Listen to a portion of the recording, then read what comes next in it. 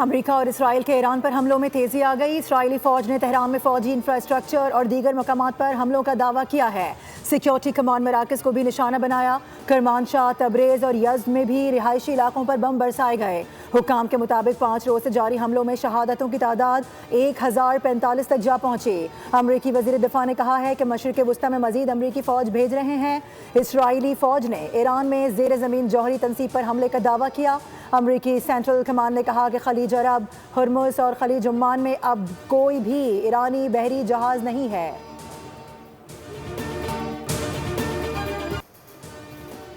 Iran ने Israel पर नए ड्रोन और मिसाइल हमले शुरू कर दिए। उर्दून के ऊपर से मिसाइल इसराइल की जानिब बढ़ते नजर आए।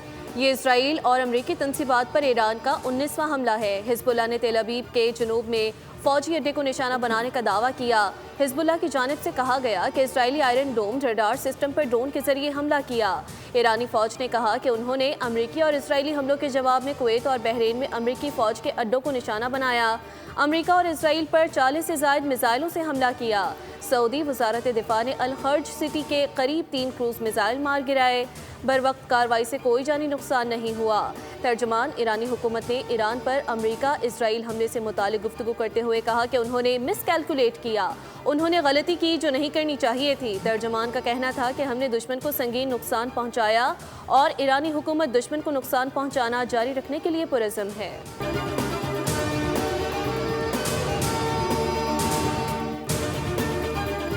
ईरानी क़यादत का खात्मा कर रहे हैं। ईरान में जो भी लीडर बनना चाहता है मारा जाता है। अमरीकी सदर डोनाल्ड ट्रंप का पूरी क़ुव्वत से ईरान पर हमले जारी रखने का ऐलान। राउंड टेबल कॉन्फ्रेंस से खिताब करते हुए ट्रंप ने कहा कि हम ईरान के मामले में बहुत मजबूत पोजीशन पर हैं। ईरान के मिसाइलों और लॉन्चर्स का सफाया किया जा रहा है। हम जंगी महाज पर बहुत अच्छा काम कर रहे हैं। सूरत हाल तवक्को से बेहतर है।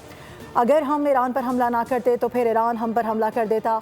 ईरानी हमले से पहले हमने ईरान पर हमला कर दिया। ईरान पर हमला ना करते तो जल्द ईरान के पास एटम बम होता। डोनाल्ड ट्रंप ने कहा कि ईरान अपने पड़ोसियों और इत्तेहादियों को निशाना बना रहा है। जब पागल लोगों के पास एटमी हथियार होते हैं तो वो इसी तरह से बुरी चीज़ें करते हैं।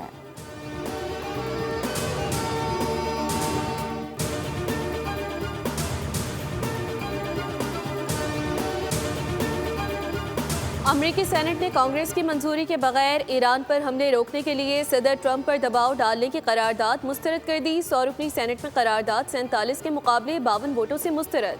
सेनेटर्स की अक्सरियत ने ईरान के खिलाफ फौजी कार्रवाई की हिमायत की। डेमोक्रेट्स और रिपब्लिकन्स दोनों पार्टियों के सेनेटर्स की जानिब से पेश करारदाद में मुतालबा किया गया था कि ईरान पर फसाई हमले रोके जाएं और इन हमलों के लिए कांग्रेस से मंजूरी ली जाए। अमरीकी सेनेट में सदर ट्रंप की रिपब्लिकन पार्टी की अक्सरियत।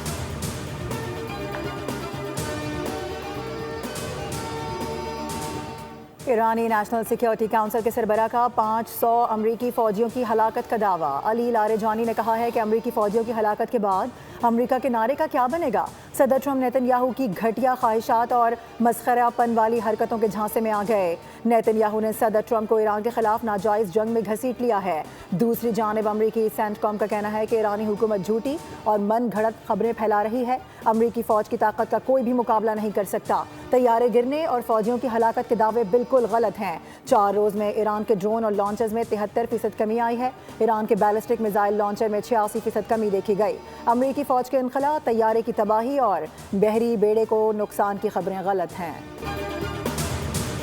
इसराइल की जानिब से लेबनान पर फ़ज़ाई हमला, मज़ीद 5 शहरी शहीद जबकि 6 ज़ख्मी हो गए।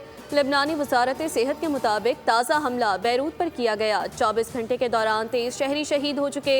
इसराइली हमलों में अब तक 75 शहरी जाँ बहक। इसराइली कार्रवाइयों की वजह से 18,000 लोग बेघर।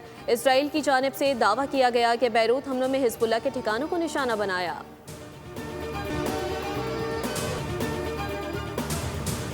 पाबनाए हुर्मुज़ से एक बूंद तेल नहीं जाने देंगे। ईरानी पासदारान इनकलाब का ट्रंप को चैलेंज। कहा कि ट्रंप अभी तक हुर्मुज़ खोलने के लिए जहाज़ ना भेज सके। अभी तो समंदर में मिसाइल और ड्रोन के अलावा कुछ बड़ा जाहिर ही नहीं किया। अमरीकी वज़ीर तवानाई ने कहा है कि अमरीकी बहरिया जल्द ही पाबनाए हुर्मुज़ में तिजारती जहाज़ों को तहफ़्फ़ुज़ फराहम करेगी।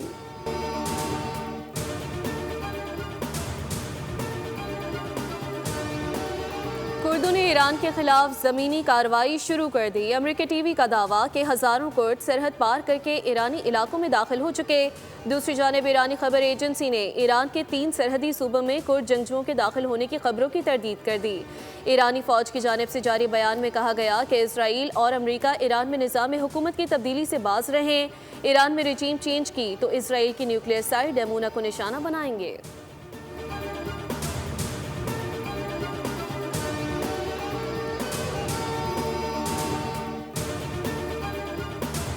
ईरानी मिसाइल हमलों का हदफ कतर नहीं बल्कि अमरीकी अड्डे और मफादात थे। ईरान के वज़ीर ख़ारजा अब्बास अराग़ची और कतरी हम मनसब शेख मोहम्मद बिन अब्दुर्रहमान आल सानी के दरमियान राबता।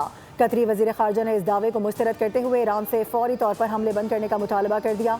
कहा कि कतर किसी भी जारिहत का मुकाबला अपने हक़ दिफा के तहत कर सकता है। दूसरी जानिब ईरान के वज़ीर ख़ारजा अब्बास अराग़ची ने इराक़ के कुर्द रहनुमा और पेट्रियाटिक यूनियन ऑफ कुर्दिस्तान के सरबराह बाफल तालिबानी से टेलीफोनिक राबता किया, जिसमें मुश्तरका सरहद पर सिक्योरिटी सूरत हाल और मुबैना दहशतगर्द सरगर्मियों के मामले पर गुफ्तगू की गई। ईरानी वज़ारत ख़ारजा के मुताबिक गुफ्तगू में इस बात पर भी इत्तफ़ाक़ किया गया है कि मुश्तरका सरहद पर अमन व इस्तेहकाम बरकरार रखने के लिए ताउन जारी रखा जाएगा।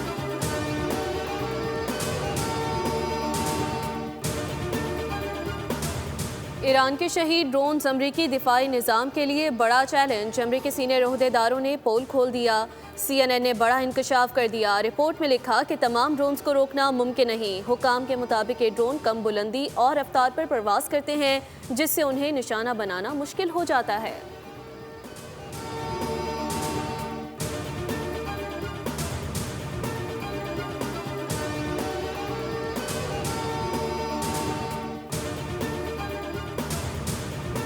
भारत का ईरान की पुष्ट पर खंजर। श्रीलंका के साहिल के करीब ईरानी बहरी जहाज पर आबदोज का हमला, बड़े पैमाने पर जानी नुकसान, 87 लाशें निकाल ली गईं। श्रीलंकन बहरिया के मुताबिक 32 अफराद अस्पताल मुंतकिल किए जा चुके हैं। श्रीलंकन वजीर खारजा का कहना है कि 180 अफराद जहाज पर सवार थे। IRIS दीना इंटरनेशनल फ्लीट रिव्यू 2026 में शिरकत के लिए भारतीय बंदरगाह विशाखापट्टनम गया था। भारत ने ईरान को धोखा दिया है। हसास मालूमात अमरीका और इसराइल तक पहुंचाई गईं। अमरीकी वजीर जंग पैट हेगिस ने अमरीका की जानिब से ईरानी जंगी जहाज़ को निशाना बनाने की तस्दीक की है। पैट हेगिस ने कहा है कि ईरानी जंगी जहाज़ को लगता था कि वो बैनुल अक़वामी पानियों में महफूज रहेगा, लेकिन ऐसा नहीं था।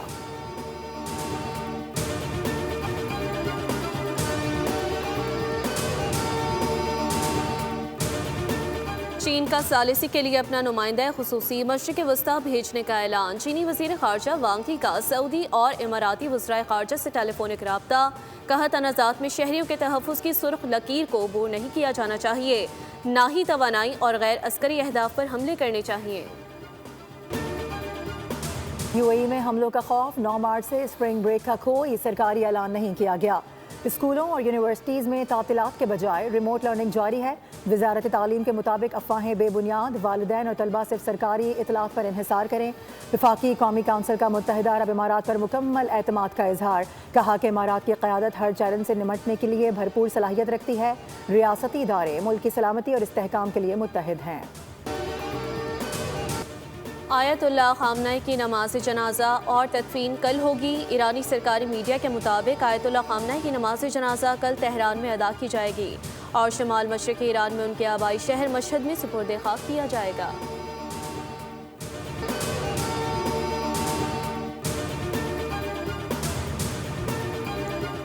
तवानाई की बचत के लिए कौमी एक्शन प्लान की तैयारियां। कोरोना के दौर के तर्ज पर ऑनलाइन और स्मार्ट ऑफिशियल वर्किंग पर गौर। वफाकी हुकूमत ने मार्च में तालीमी इदारों के ऑनलाइन सेशन पर गौर शुरू कर दिया। कॉरपोरेट सेक्टर में भी हफ्ते में 2 दिन ऑनलाइन खदमात पर गौर किया जा रहा है। टेलीकॉम और IT कंपनीज में भी हफ्ते 2 दिन ऑनलाइन वर्किंग ज़ेर गौर है। मार्च 2026 में तमाम दफातर में सिर्फ ज़रूरी स्टाफ की हाजिरी पर गौर किया जा रहा है।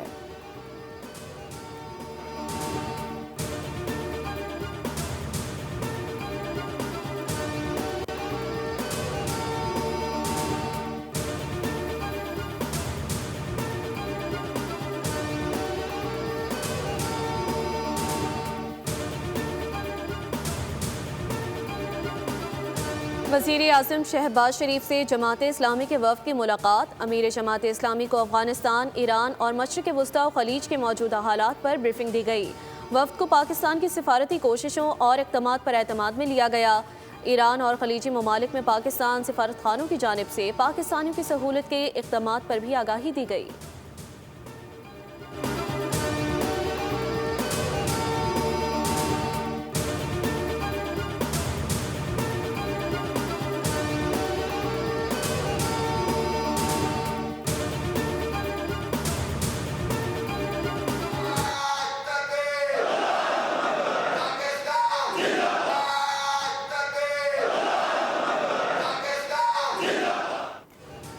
फील्ड मार्शल आसिम मुनीर का जनूबी वज़ीरिस्तान के इलाके वाना का दौरा, सिक्योरिटी सूरत हाल और ऑपरेशनल तैयारियों का जायजा लिया।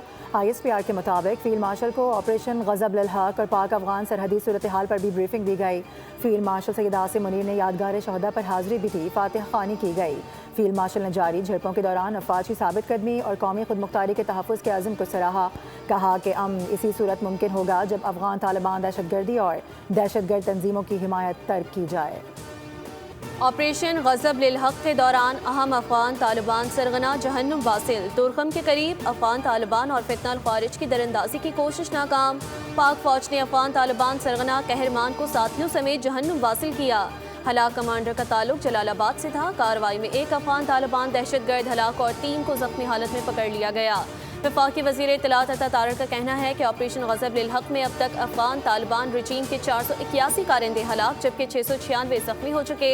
226 चेक पोस्टें तबाह, 35 पर कब्जा, 198 टैंक, 72 बंद गाड़ियाँ और आर्टिलरी गन्स तबाह की गई। 29 मुल्तान से 12 परवाजें मंसूख की गई हैं, जबकि इस्लामाबाद से 35, पेशावर से 14, सियालकोट से 12 और फैसलाबाद से 6 परवाजों को मंसूख किया गया।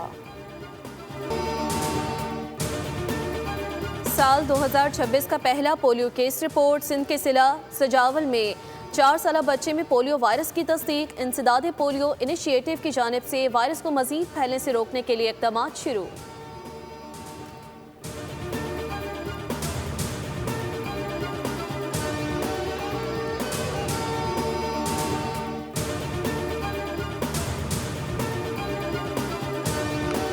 ICC इवेंट के बड़े मैच में चौकर्स फिर चौंक गए। T20 वर्ल्ड कप में ग्रुप और सुपर 8 मरहले की नाकाबिले शिकस्त टीम जनूबी अफ्रीका सेमीफाइनल हार गई।